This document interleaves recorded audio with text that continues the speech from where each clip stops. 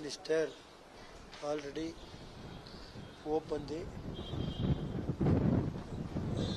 raid for jail. Home Department is under the Priyanka Gandhi. You take ತನಿಖೆ. ಅವರೇ ಹೇಳಿದ್ದಾರೆ, ಅವ್ರದೇ ಸರ್ಕಾರ ಇದೆ, ಅವರೇ ಏನು ಬೇಕೋ ತನಿಖೆ ಮಾಡ್ಕೊಳ್ಳಿ. ನವೀನ್ ನಂದಿನಿ ಬರಲ್ಲ sir.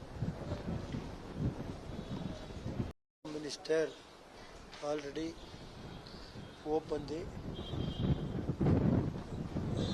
Ride for jail. Home Department is under the Priyanka Gandhi.